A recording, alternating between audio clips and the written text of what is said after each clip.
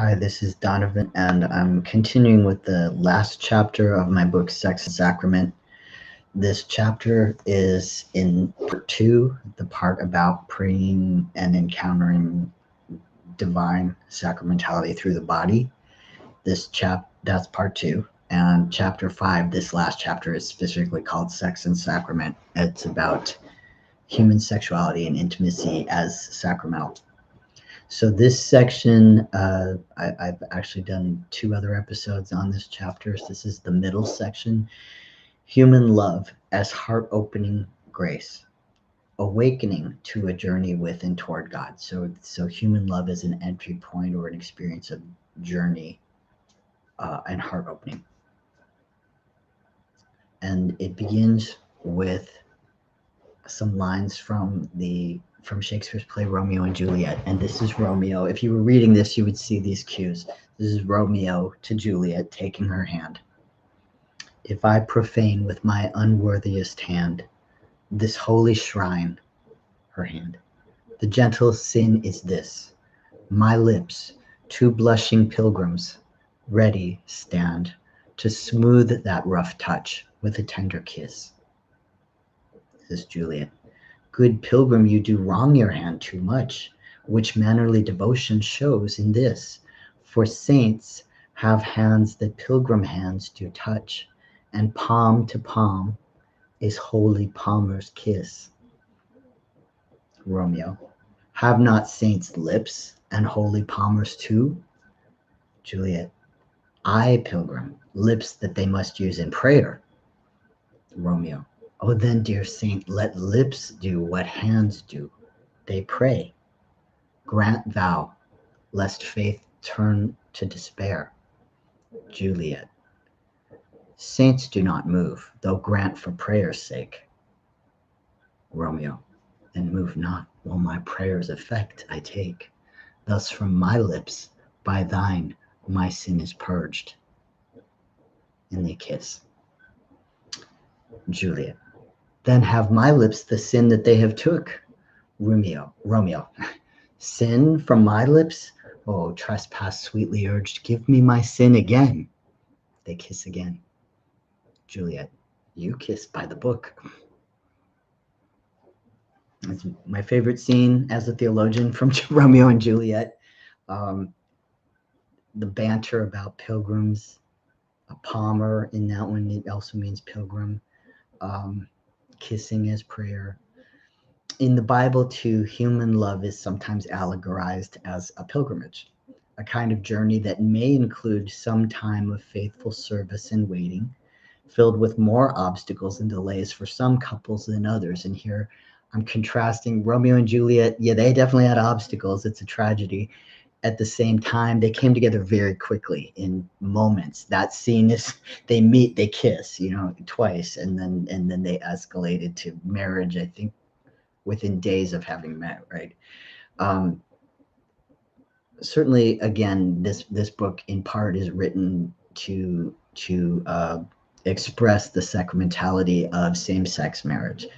So some couples have obstacles that other couples don't have to face. I mean, Romeo and Juliet didn't have to face the obstacle that marriages between two people of their gender were not recognized, right?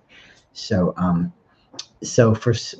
speaking of couples that faced more obstacles than most, for example, in the Abrahamic traditions, the marriage of Rachel and Jacob. I'm going to say Rachel here because that's how I think of it. It's her Hebrew pronunciation of her name. Rachel and Jacob, I guess that'll be easier. In Genesis 28, this is a story, their courtship and eventual marriage. It takes place from over the first book of the Hebrew Bible is Genesis, and then this takes place through chapters 28, 29, and 30. So I want to start in Genesis 28. God promises Jacob, who is Abraham's grandson. This is a story that's meaningful for all of the Abrahamic traditions, Judaism, Christianity, and Islam. So Jacob is Abraham's grandson, and God promises Jacob in a dream, by you and your descendants shall all families of the earth bless themselves. Behold, I am with you and will keep you wherever you go and will bring you back. for I will not leave you until I have done that of which I have spoken to you. This is that famous dream, raised in this tradition at all, or even know like the spiritual songs that are traditional. Um, Jacob's ladder. This is the dream with Jacob's ladder. So Jacob at this time is actually unmarried entirely. So this is a pretty fantastic promise to someone that doesn't not only doesn't have offspring yet, but doesn't even have a spouse at this point. He's unmarried. He's sleeping outdoors using a rock for a pillow as he's journeying to his maternal uncle's house and having been sent away by his parents. So again, I'm giving that context to say, to have a promise like that made, that through you and your descendants shall all families of the earth bless themselves. It's a very fantastic, not easy thing to believe while you're sleeping outdoors on a rock, unmarried, childless, dispossessed. Really, he has nothing.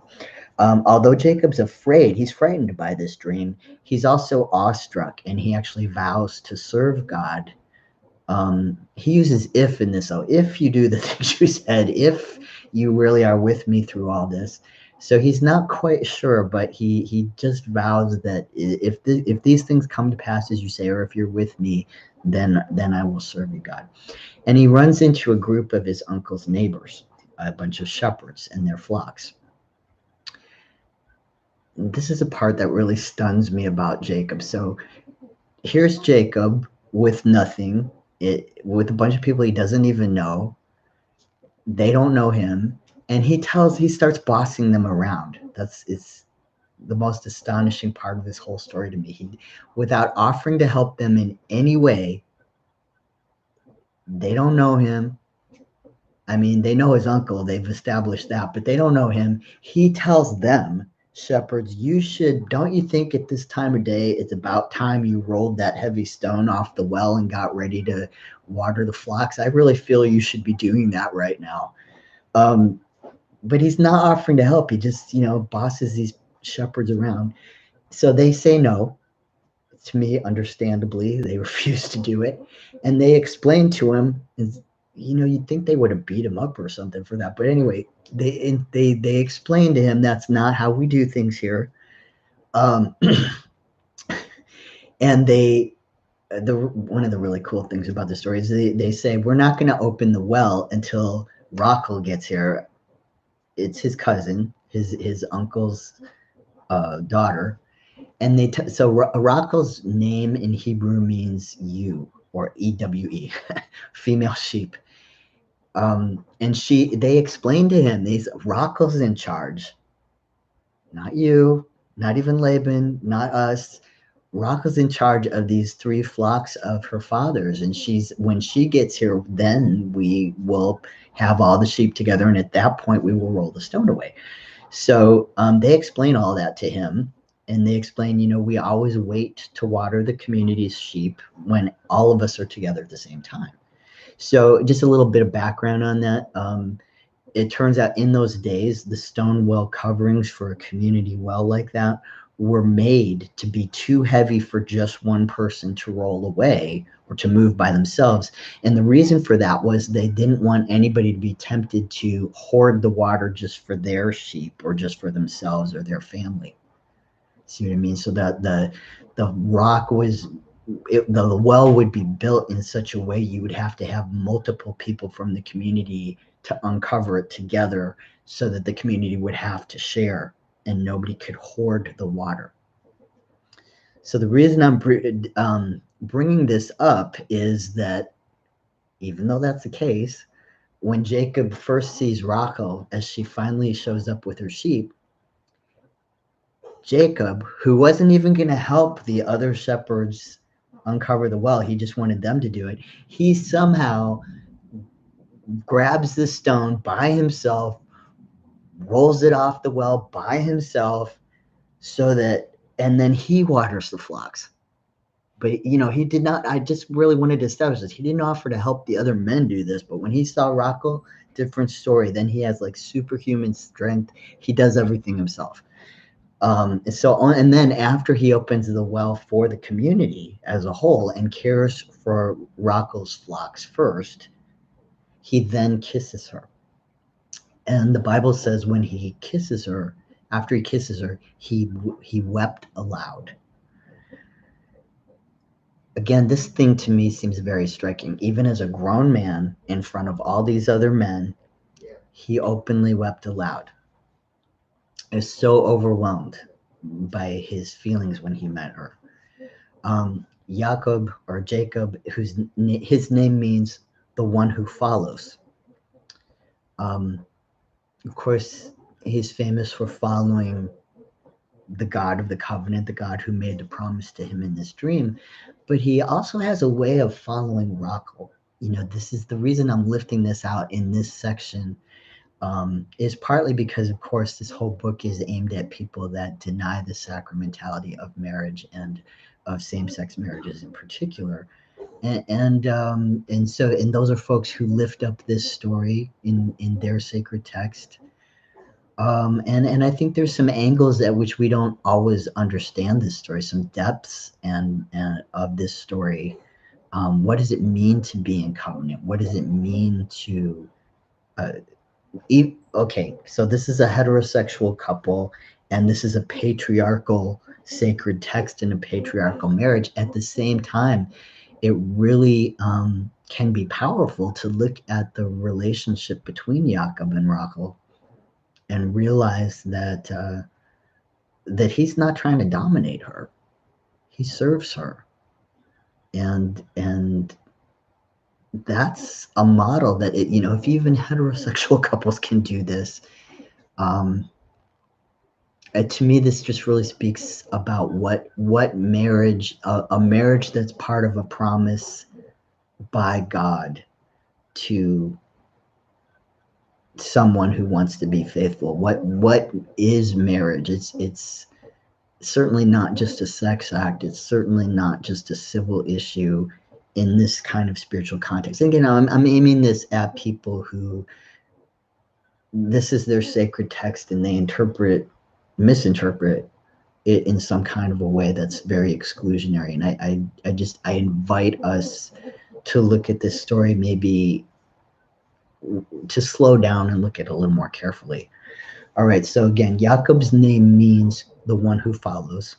And if you know this story at all, you probably are aware he waited 14 years between that kiss and when he got to marry Rachel.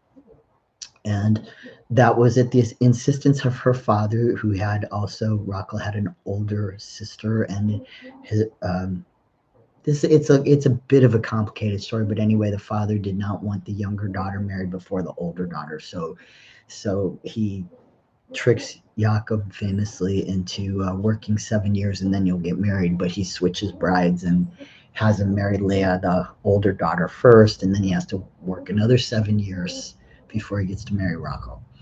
So Rachel and Yakov wait all this time, and it's worth remembering that not only is it not they're waiting at the insistence of Rachel's father, who's not only her father and Yakov's father-in-law, but also their employer, and he's also their landlord. So they can't really elope. This is a very complicated situation. Their fate is very much entangled with Laban's, the father's resources and requirements. So all that time, all that 14 years, Yakov tends the flocks, Rachel's flocks, the ones that she'd been taking care of.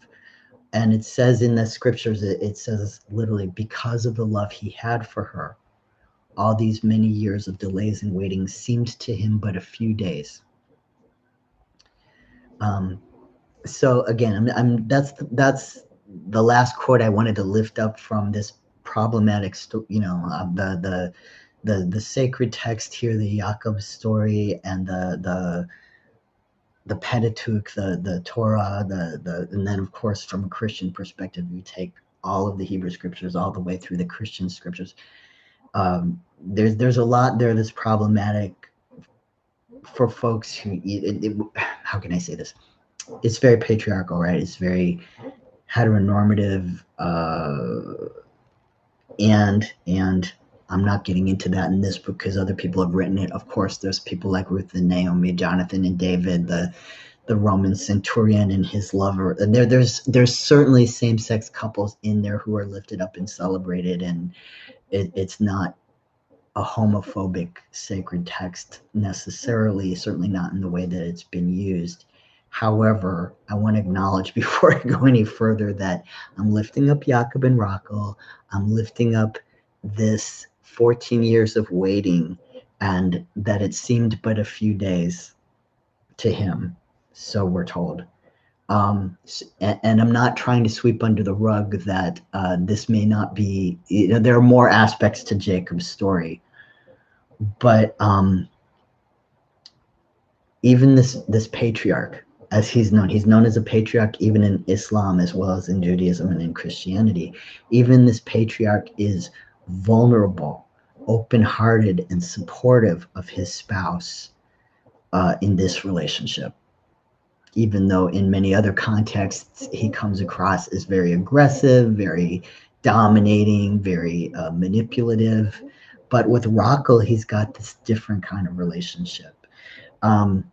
And in fact, the last thing I would say about Yakov here is that Yakov's the one who wrestles with God. Yakov he's not normally this open-hearted, vulnerable guy. He's a guy that literally will wrestle all night long with God, and God doesn't exactly win. Like, it's almost like it's a draw, in that story.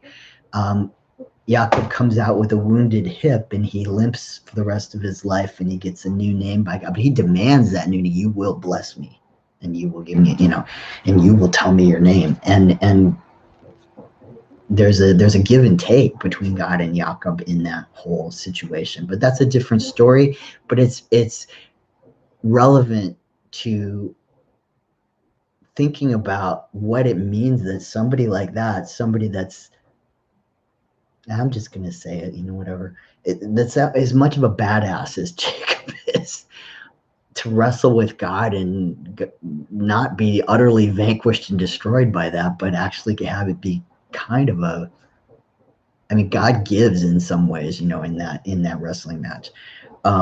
So if even Jacob can be this vulnerable with his spouse and this supportive and one who follows and one who waits patiently, so patiently, and with such delight that it seems like but a few days to him when they come, that he openly weeps at their kiss. There's something there for us to look at about what does this mean, even in this most conservative patriarchal of traditions. What is marriage, or what can it be? What can it be when it's a pilgrimage, a journey, a covenant? No matter how much forces outside ourselves throw off our balance in intimate relationships, forces outside of ourselves like homophobia, transphobia, patriarchy, an employer, father-in-law, landlord that's jerking us around and manipulating us, ethnic and racial tensions, family conflicts, violence, thinking of Romeo and Juliet right now, but also expanding that outward. What happens, even though those forces do affect us and they throw us off balance and they affect power dynamics in intimate relationships? What happens instead when we open ourselves to God, using our intimate relationships, sorry, I didn't specify what that was, to bless ourselves, each other, and those around us? Sorry, I just realized this was written in an unclear way, and I'm trying to clarify for you. If God can express humility, vulnerability, tenderness, and patience, even through the heart and actions of a bossy, stubborn patriarch like Jacob, God can surely do the same with us.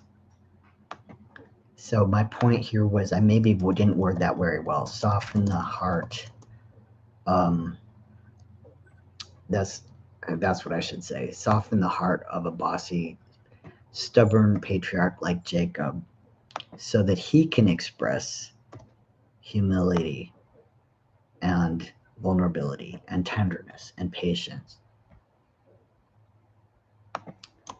Can't we believe that perhaps we could experience the same? That's my point.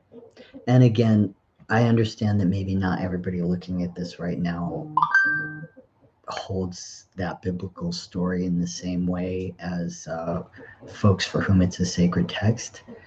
Um, I hold space for that, and I'm just sharing that. Yeah, let me just continue on. I'm gonna move on. The short Jewish prayer Sheka Lo Ba Olamo. I probably did not pronounce that correctly. Praises God for beauty. I mentioned it in a different chapter. Um, it's blessed are you, Lord our God, King of the universe, who has this in his universe.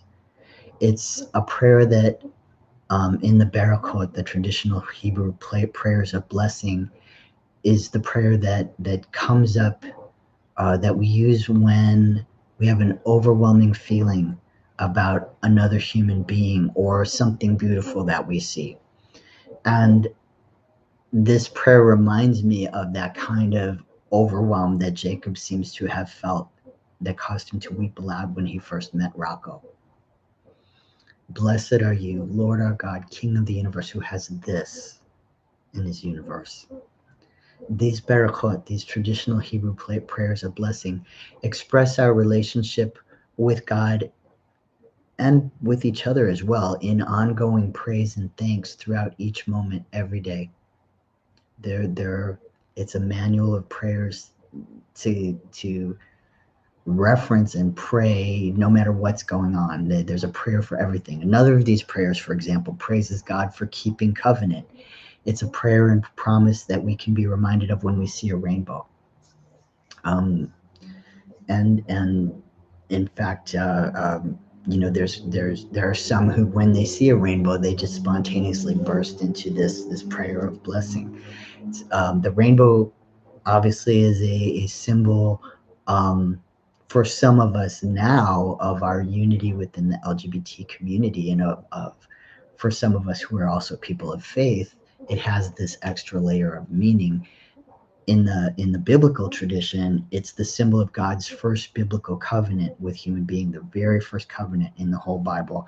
It's the one when after the flood, when God promises Noah, I won't do that type of thing again, and creates the rainbow. Whenever you see this, you know that I'm promising never to do that again, that I have a promise to take care of you and not to do that.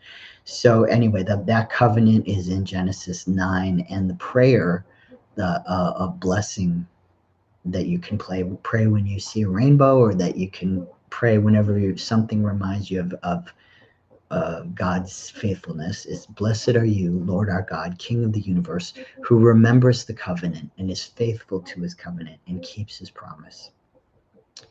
The most famous of the Barakot, the prayers of blessings, is the Shehechianu, giving thanks. Again, I apologize if I didn't pronounce that well. It's been a long time since I studied Hebrew, and I never was fluent. So I do apologize. I mean no disrespect.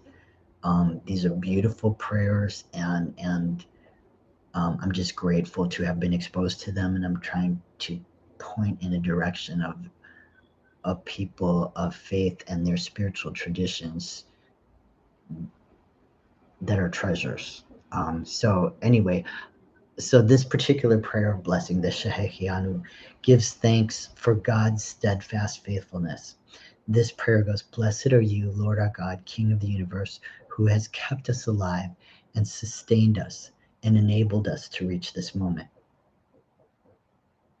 The Shehechianu reminds us that in seasons of waiting and pilgrimage, when our journey is yet unfulfilled and love seems like one of those things hoped for but not yet seen, and here I'm referencing a Christian scripture, Hebrews 11:1.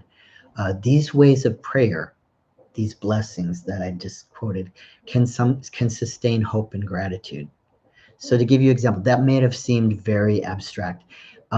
These prayers, what they resonate for me now. Now, I wrote most of what I just shared with you when I was still in the closet, and however, this was no abstraction to me. These prayers, these exact prayers, especially the rainbow blessing, or the one about covenant, and the Shehekianu, especially the Shehekianu.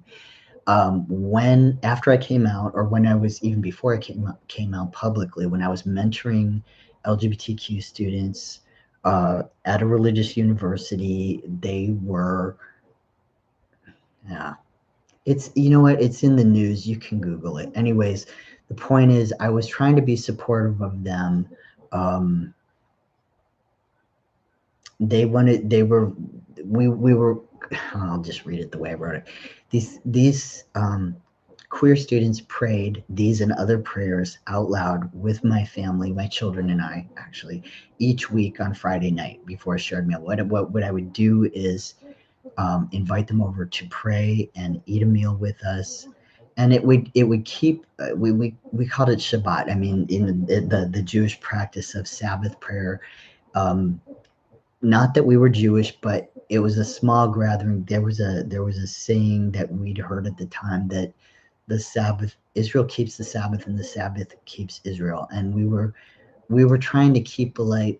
I'm really digressing from what I wrote here, but we were trying to keep a light, sometimes flickering sense of hope and community together, when we were being excluded from participating fully and openly as ourselves in our own faith communities, in our own families, and in the religious university campus, where at one point I was a professor and then I wasn't anymore, and they didn't really have a safe place where they could gather and pray. So we continued to meet and pray and share.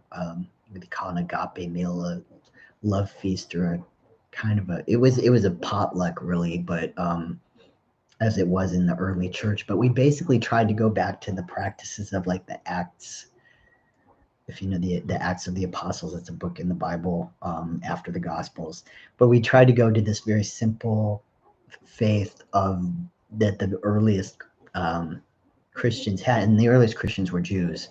So we prayed Jewish prayers, and we lit candles, and we shared a meal, and the Shehekianu, blessed are you, Lord our God, King of the universe, who's kept us alive and sustained us and enabled us to reach this moment. This was a very powerful prayer to us at this time, because we didn't have a lot of places we could be, or pray, or that we were welcome to pray. I don't know. I don't know if you can understand that or not, but those prayers of blessing, even though, of course, I'm not Jewish. I'm saying, of course, because I guess if you know me, and the way you hear my horrible Hebrew pronunciation, you know this.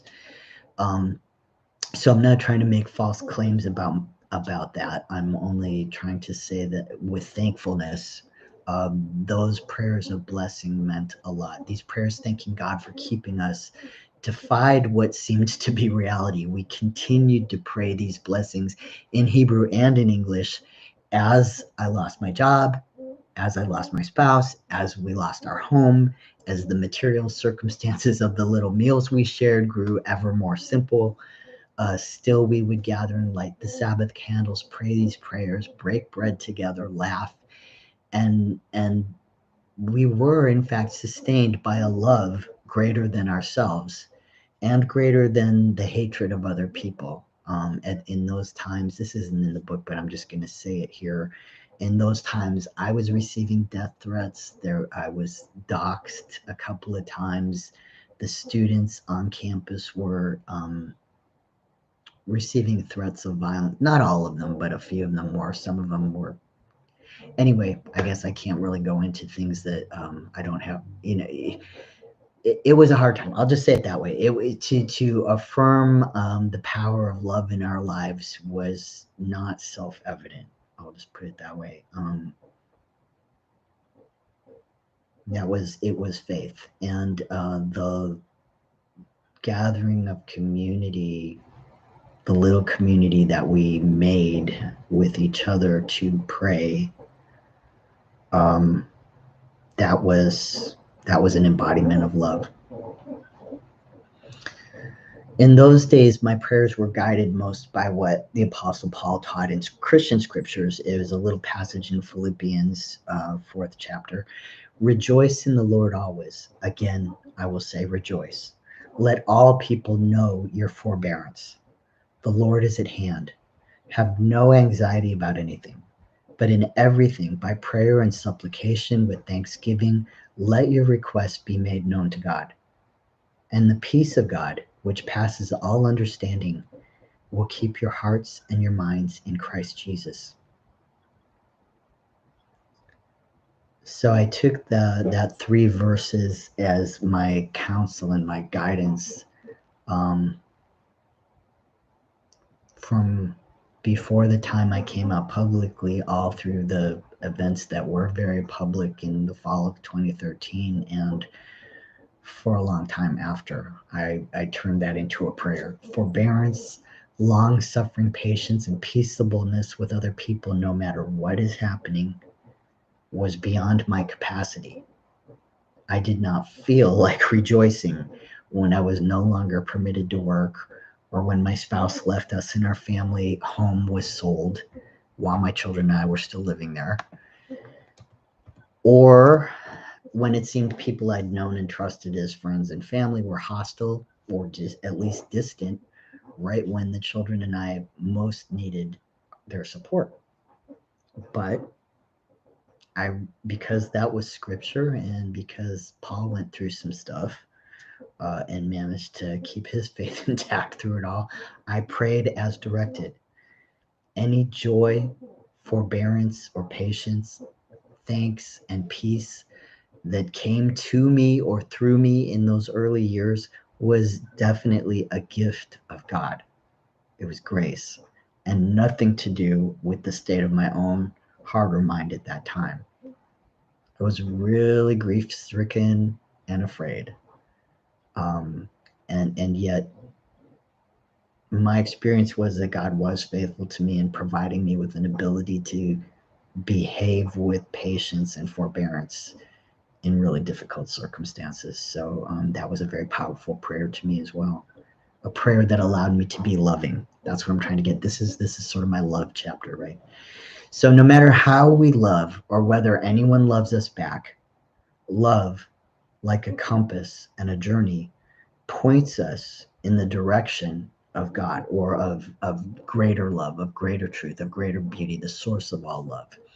We can live love as a prayer, waking at dawn with a winged heart, giving thanks for another day of loving, meditating on love's ecstasy throughout the day, and with gratitude falling asleep with a prayer for the beloved in our heart and a song of praise upon our lips, as the mystic poet Khalil Gibran described it. Gibran, excuse me.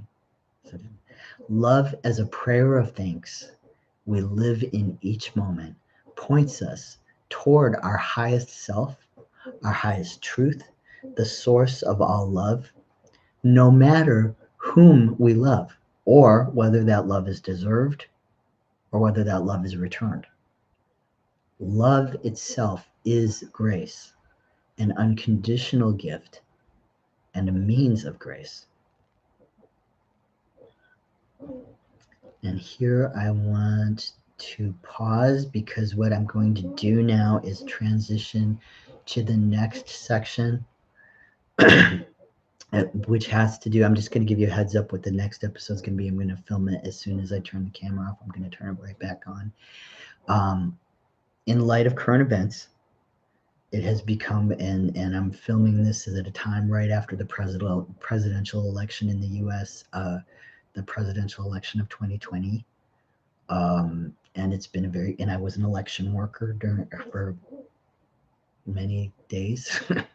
In California, we had many days of election and many days preparing for it, and it's been many days of unpacking the results, so to speak. But it's a time when there's great division. There has been for a long, long time, of course, in this country, but right now in these days, it became clear to me that I was going to need, for my own self, need to add in this love chapter a section on loving the enemy.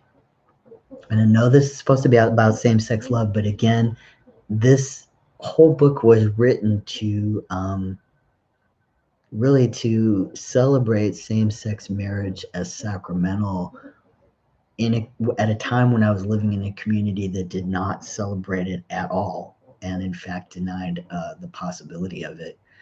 So this whole idea of enemy love actually is very germane to this chapter. It turns out it's just the current events brought this to my consciousness. So I'm going to pause now, and the next section will be on enemy love, and then when I wrap that up, I'll tomorrow hopefully tomorrow, the last piece of this chapter that comes forth will be about the beauty of love and intimacy in partnership. Okay, so with that long-awaited part is that will be the next part after the enemy love part. So we're almost there, coming to the home stretch.